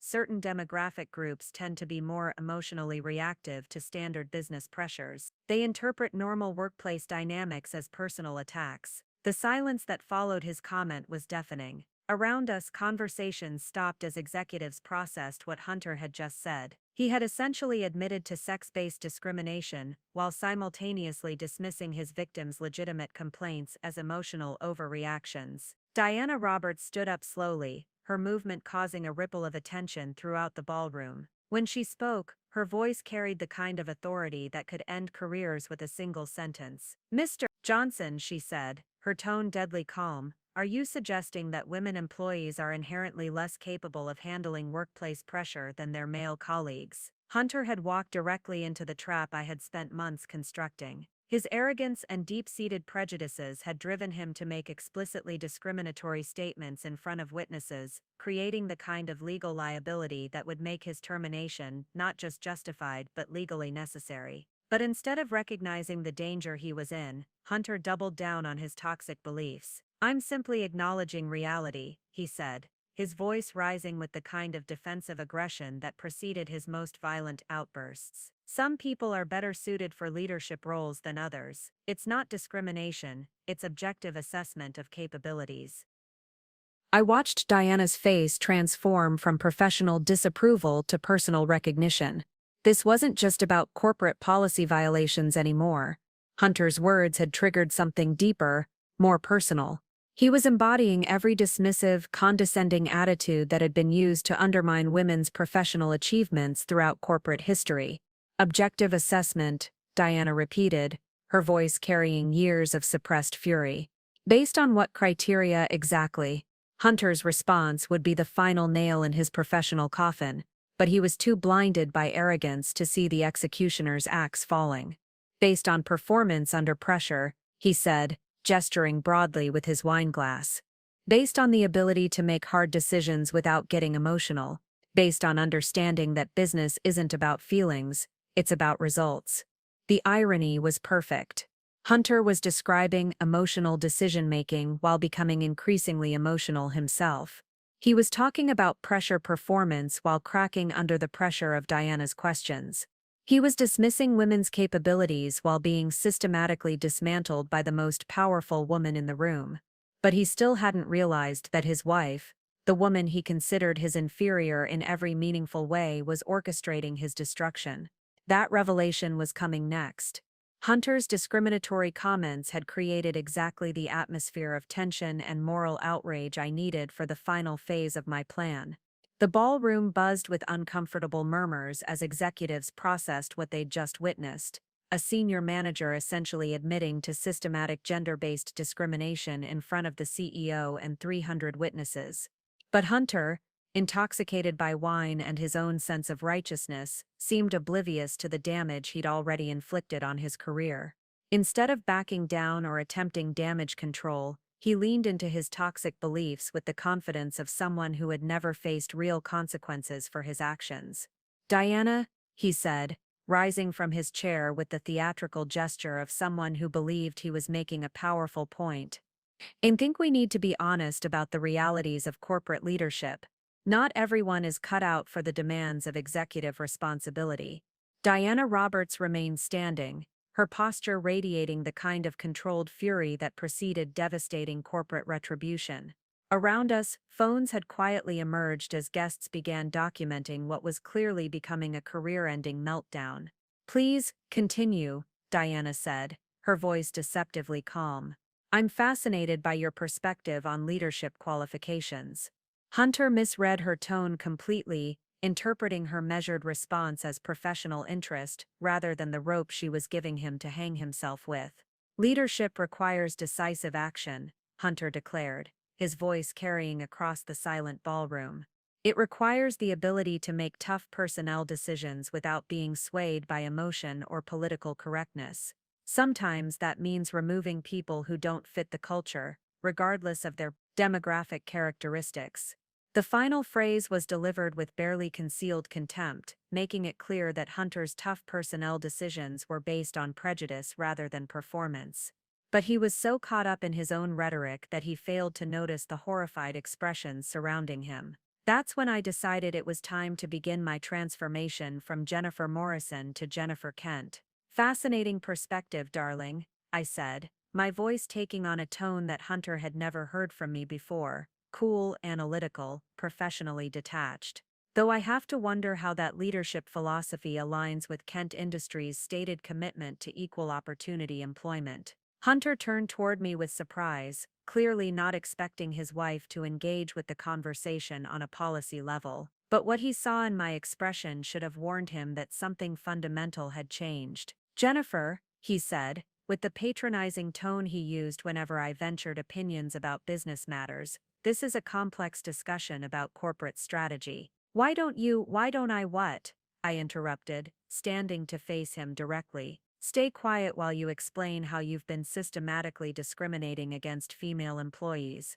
Or perhaps you'd prefer I remain silent while you describe the tough personnel decisions that have driven 8 women out of your department in the past 2 years. The specificity of my knowledge visibly shook Hunter. Jennifer Morrison wasn't supposed to know detailed employment statistics or have insights into departmental personnel patterns. But Jennifer Kent had access to all company records and had been analyzing those patterns for months. "How do you—" Hunter began, then stopped, confusion clouding his features as he tried to reconcile his wife's unexpected expertise with his understanding of her capabilities. "How do I know about the systematic harassment complaints that have been filed against you?" I continued, my voice carrying clearly across the silent ballroom. "How do I know about the financial irregularities in your vendor contracts? How do I know about the embezzlement scheme you've been running through phantom consulting fees?" Each accusation hit Hunter like a physical blow, and I watched his face cycle through confusion, denial, and growing panic, as he realized that somehow, impossible as it seemed, his wife knew everything about his crimes. "You're talking nonsense," he stammered, his composure finally cracking completely. "You don't understand business operations. You're just what, Hunter?" I asked, taking a step closer to him while maintaining eye contact.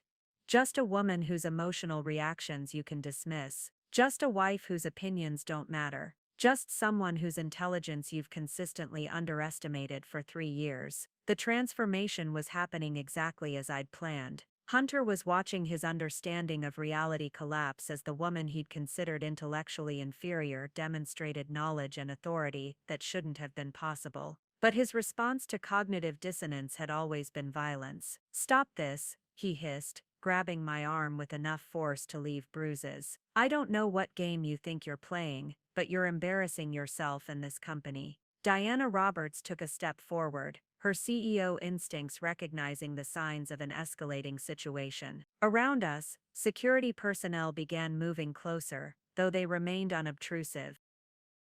"Let go of me, Hunter," I said calmly, making no effort to pull away from his grip. "Unless you'd like to add assault charges to the fraud and harassment allegations you're already facing." "Charges?" Hunter's voice cracked with disbelief. "What charges? You're my wife, not some corporate investigator." I smiled then, the same enigmatic expression that had confused him so much when he'd slapped me. Because Hunter Johnson was about to discover that his wife was exactly the corporate investigator he feared most. "Actually, Hunter," I said, my voice carrying the authority of someone who had been planning this moment for months, "I'm both." And that's when I delivered the revelation that would destroy everything he thought he knew about his life, his marriage, and his future. The moment had finally arrived. 3 years of careful planning, 18 months of systematic evidence gathering, and months of strategic positioning all culminated in this single instant when I would strip away every illusion Hunter had about who held the real power in our relationship. "Hunter," I said, my voice carrying the unmistakable authority of someone who had been born into corporate leadership, "I'd like you to meet your wife properly. My name is Jennifer Kent, as in Kent Industries." The words hit the ballroom like a thunderclap. Conversations stopped mid-sentence. Champagne glasses froze halfway to lips.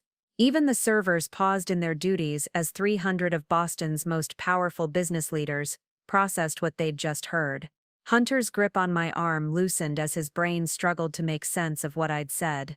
His mouth opened and closed soundlessly, his eyes darting between my face and Diana Roberts, as if seeking confirmation that this was some kind of elaborate joke. "That's impossible," he finally managed, his voice barely above a whisper. "Your name is Jennifer Morrison. I've seen your birth certificate, your college transcripts. Morrison is my mother's maiden name," I explained calmly, reaching into my evening clutch to withdraw my phone. "The identity I've been using since college to protect my privacy and assess people's true motivations.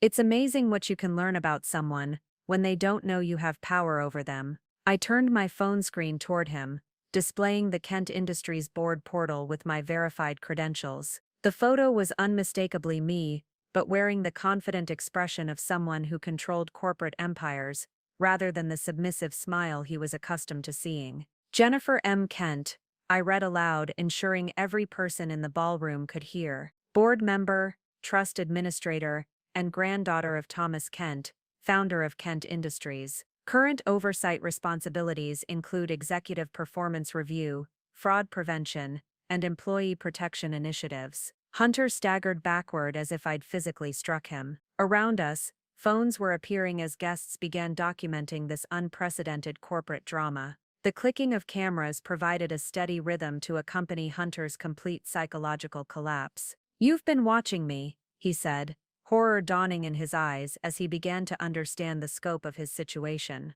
"All this time you've been documenting everything," I confirmed. "Every fraudulent contract, every harassment incident, every discriminatory action you've taken. 2 years of evidence, Hunter. Enough to send you to prison for 20 years and ensure you never work in corporate America again." Diana Roberts stepped forward, her expression combining professional authority with personal satisfaction.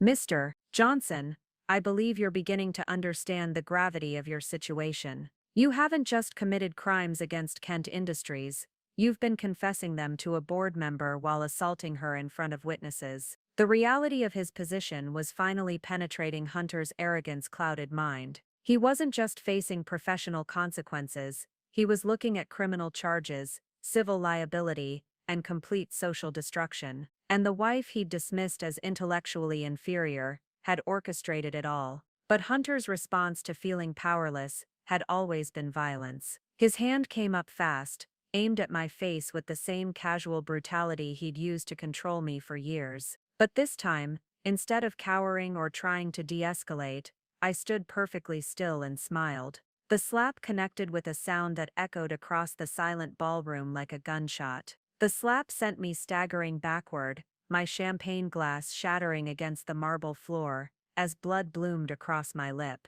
But instead of the cowering victim Hunter expected to see, I straightened slowly, touched my split lip, and began to laugh, a sound of pure triumph that carried across the horrified silence of the ballroom. "Perfect," I said, dabbing at the blood with a white linen napkin, while maintaining eye contact with Diana Roberts. "Absolutely perfect timing, Hunter." Hunter's face went from flushed with anger to pale with dawning horror, as he realized what he'd just done. In front of 300 witnesses, multiple cameras, and his own CEO, he had physically assaulted a board member of the company. The sound of his career ending was almost audible. "Ladies and gentlemen," I announced, my voice carrying clearly across the silent ballroom, "you've just witnessed the leadership style that Hunter Johnson has been using to manage female employees for the past 4 years. The only difference is that this time, his victim has the power to ensure there are consequences." Diana Roberts moved forward with the decisive stride of someone who had been waiting her entire career for this moment. "Security," she called, her voice cutting through the stunned atmosphere. "Please detain Mr. Johnson pending police arrival." "Now wait just a minute," Hunter began, his voice cracking with desperation as security guards approached from multiple directions. "This is a private marital dispute. Jennifer is obviously having some kind of breakdown." "Jennifer Kent," I corrected, pulling out a second phone, my secure device that contained 2 years of meticulously gathered evidence. "And this isn't a breakdown, Hunter. This is justice." I turned to address the crowd directly, my voice taking on the authoritative tone I'd perfected in boardrooms across 3 continents. "For the past 18 months, I've been conducting a comprehensive investigation into financial fraud, workplace harassment, and criminal misconduct within Kent Industries. What you witnessed tonight was the final piece of evidence I needed to ensure complete prosecution." The ballroom erupted in whispered conversations as phones appeared, and guests began frantically researching and recording. The story of Hunter Johnson's assault on a Kent family board member would be trending on social media within minutes. "The evidence package," I continued, scrolling through files on my phone, "includes detailed documentation of $2.3 million in embezzled funds, testimony from 8 harassment victims, recordings of discriminatory statements, and video evidence of workplace intimidation, all of which has been shared with federal prosecutors, the SEC, and the Boston Globe." Hunter's face went ashen as he realized the scope of his exposure. This wasn't just a career setback, it was complete annihilation, engineered by the woman he'd considered his intellectual inferior. "You can't do this," he whispered, his voice barely audible. "We're married. You can't testify against me." I smiled, tasting blood, but feeling only satisfaction. "Actually, Hunter, spousal privilege doesn't apply to crimes committed against third parties. And since you've been embezzling from my family's company and harassing my employees, I can absolutely testify against you." Diana Roberts stepped closer, her expression combining professional authority with personal vindication. "Mr. Johnson, you're terminated immediately for cause. Security will escort you from the premises, and you'll be hearing from our legal department regarding criminal and civil proceedings." "This is insane," Hunter said desperately, looking around the room for support that would never come. "Diana, you can't seriously believe." "I believe the evidence," Diana cut him off sharply, "and I believe what I just witnessed with my own eyes. You physically assaulted a board member after making explicitly discriminatory statements about female employees. That's not just grounds for termination, it's grounds for criminal prosecution." As security guards moved to flank Hunter, I delivered the final revelation that would ensure his complete destruction. "Oh, and Hunter," I said, my voice carrying the sweet satisfaction of long-awaited justice. "That presentation you were so excited to give tonight, the one about your innovative operational improvements, I took the liberty of having our forensic accounting team review those efficiency metrics you're so proud of." I held up a thick folder that had been waiting in my evening clutch all night. "Every cost reduction you plan to brag about tonight corresponds directly to money you stole or women you forced out of the company. Your entire presentation would have been a detailed confession delivered to the people responsible for prosecuting you."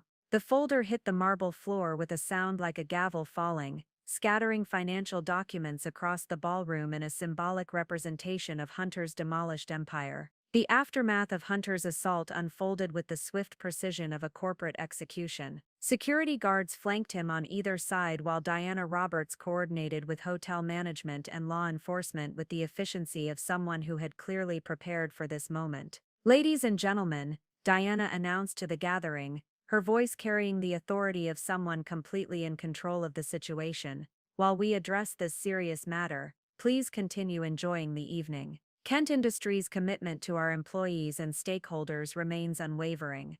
But the real drama was happening in the ripple effects spreading throughout the ballroom as Hunter's professional network began their immediate and brutal abandonment. Executives who had been laughing at his jokes an hour earlier now avoided eye contact, calculating their own exposure and liability. "I never really trusted his numbers," I heard Sebastian Johnson whisper urgently to a fellow board member. "Those vendor cost reductions always seem too good to be true." "The HR complaints make sense now," replied Maddox Kent, pulling out his phone to presumably contact the legal department. "We've been getting concerning reports about his management style for months." Hunter watched in real time as his career disintegrated, each whispered conversation another nail in his professional coffin. The man who had entered the gala as a rising corporate star was now a pariah being escorted from the building by security guards. "Jennifer, please," Hunter said desperately as the guards prepared to remove him. "We can work this out privately. You don't understand what you're doing to our future."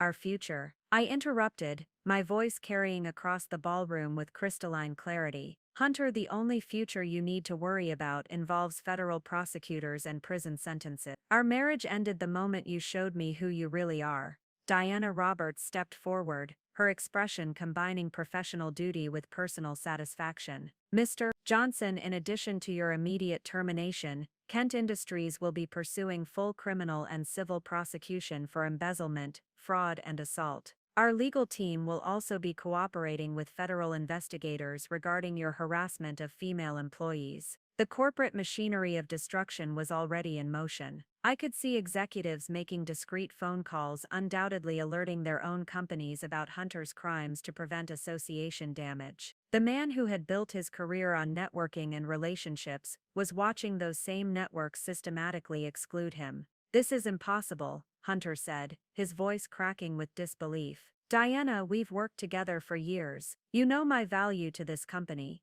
"Your value?" Diana's laugh was sharp and unforgiving. "Mr. Johnson, you've stolen $2.3 million from this company, while creating a hostile work environment that's driven away some of our best talent. Your value has been negative for years." Rosie Hanley approached from across the room, her presence adding another layer of validation to the unfolding justice. She no longer looked like the intimidated victim who had been forced to resign. She looked like a professional ready to testify. "Miss Kent," Rosie said, addressing me with the respect due a board member rather than the dismissal she'd received from Hunter, "I want you to know that several of us are prepared to provide testimony regarding Mr. Johnson's misconduct. We've been waiting for someone with the power to hold him accountable." Hunter's face went gray as he realized that his victims weren't just going to remain silent, they were actively participating in his prosecution. The intimidation tactics that had kept them quiet were useless against women who now had the protection of the company's board and CEO. "The FBI will want to interview all of you," I told Rosie, loud enough for Hunter to hear. "The federal charges for embezzlement and civil rights violations carry significant prison sentences." As security prepared to escort Hunter from the ballroom, he made one final desperate attempt to salvage something from the wreckage of his career. "You'll regret this," he said to me, his voice carrying the same threatening tone he'd used to intimidate employees. "I know things about this company, about the board." "What you know," Diana Roberts cut him off with deadly precision, "is how to commit crimes and abuse women, and now everyone else knows it too."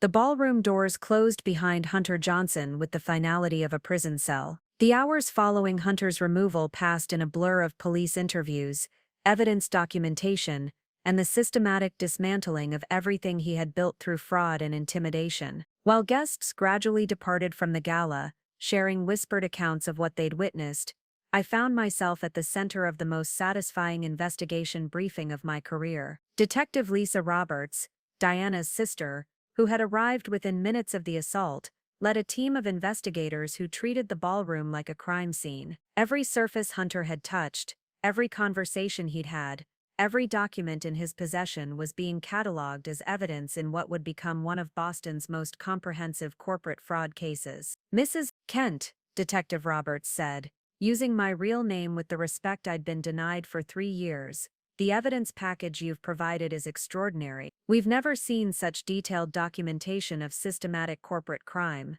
The files Marcus and I had assembled over 18 months were spread across multiple tables, organized into neat categories that told the complete story of Hunter's criminal enterprise. Financial records proving embezzlement, audio recordings of harassment incidents, testimony from 8 victims, and photographic evidence of intimidation tactics, every piece meticulously documented and legally admissible. The federal prosecutors are particularly interested in the civil rights violations, Detective Roberts continued. Using corporate authority to systematically discriminate against female employees creates federal liability that carries significant prison time. Diana Roberts, who had remained at the hotel to coordinate with law enforcement, approached with the satisfied expression of someone who had just eliminated a major threat to her company's integrity. "The board met in emergency session," she announced. "Hunter's employment has been terminated for cause, his benefits forfeited, and all company assets frozen pending investigation. We've also voted to implement new oversight procedures to prevent this kind of abuse in the future." What Diana didn't mention,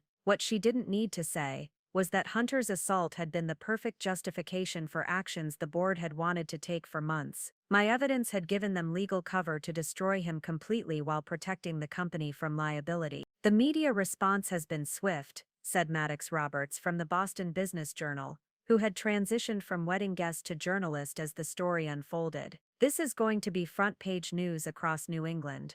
The combination of domestic violence, corporate fraud, and systematic harassment makes it a perfect storm of public interest." By morning, Hunter's name would be synonymous with corporate corruption and workplace abuse. His LinkedIn profile would be deleted, his professional certifications revoked, and his industry contacts permanently severed. The man who had built his identity around corporate success would become a cautionary tale about the consequences of unchecked power. "What about criminal charges?" I asked, though I already knew the answer from the evidence we'd assembled. "Multiple felonies," Detective Roberts confirmed.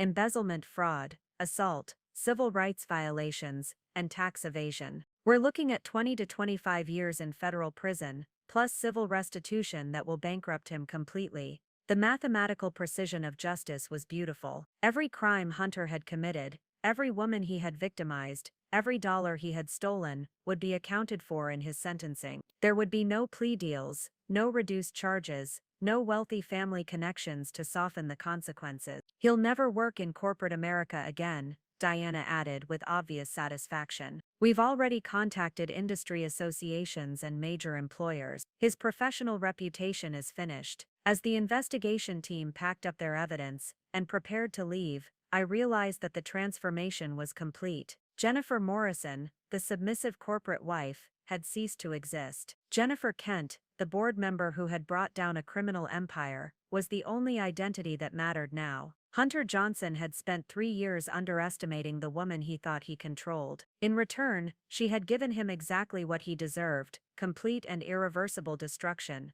delivered with the precision of someone who understood that true power lies not in intimidation, but in patience, preparation, and perfect execution. Justice had been served, and it tasted even sweeter than I had imagined. 6 months later, I stood in the corner office that had once belonged to Hunter Johnson, now serving as my operational headquarters, as the newly appointed Vice President of Corporate Integrity at Kent Industries. The irony wasn't lost on me. I was literally working in the space where my former husband had planned his crimes, now using it to ensure no other employee would face what his victims had endured. The morning Boston Globe lay open on my desk, featuring a small article buried on page 6, "Former Kent Industries executive sentenced to 23 years in federal prison." Hunter's sentencing had barely registered as news anymore, overshadowed by fresher scandals and more current corporate corruption cases. He had become exactly what he deserved to be: forgotten, irrelevant, a cautionary footnote in business ethics textbooks.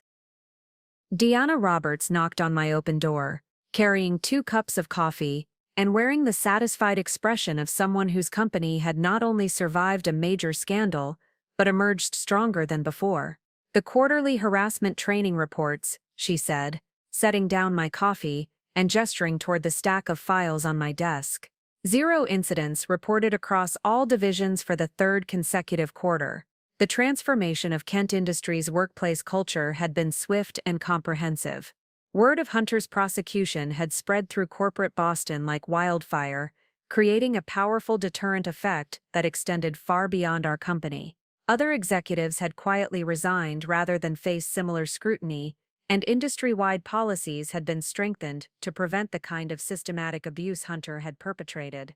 "The victim advocacy program is expanding to 3 more companies," I told Diana, reviewing the latest reports from Lisa Roberts' team.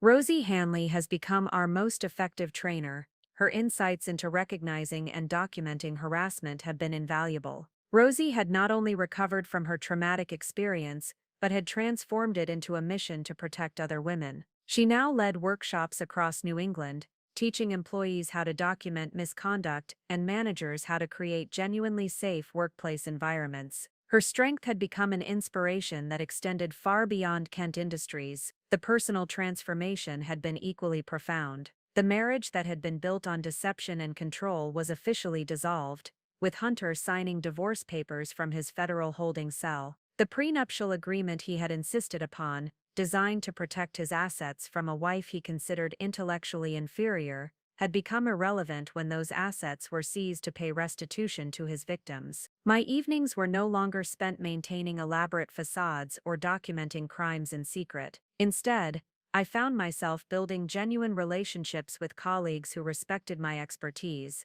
attending board meetings where my voice carried real authority, and using my platform to advocate for policies that would prevent future abuse. The dual identity that had once been necessary for survival had evolved into authentic leadership. I was fully Jennifer Kent now, no aliases, no hidden agendas, no carefully constructed performances. The woman who had spent 3 years pretending to be someone else had finally become completely herself. Standing at the window overlooking Boston Harbor, I reflected on the lesson that had emerged from this experience. True power isn't about dominating others through fear and intimidation. It's about having the patience to gather evidence, the intelligence to build unassailable cases, and the courage to act decisively when the moment arrives. Hunter Johnson had believed that power came from his position, his connections, and his ability to silence opposition through threats and violence. He had learned too late that real power belongs to those who understand that justice is a long-term investment that always pays compound returns. The Kent Industries annual gala was approaching again,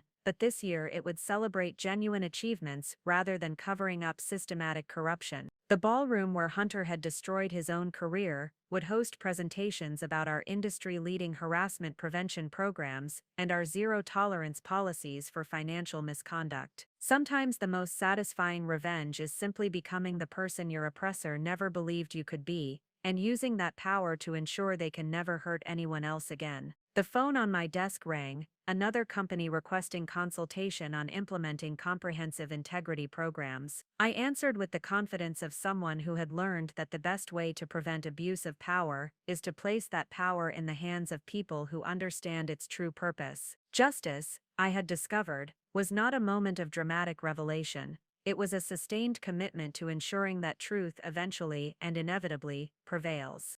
Up next, you've got 2 more standout stories right on your screen. If this one hit the mark, you won't want to pass these up. Just click and check them out.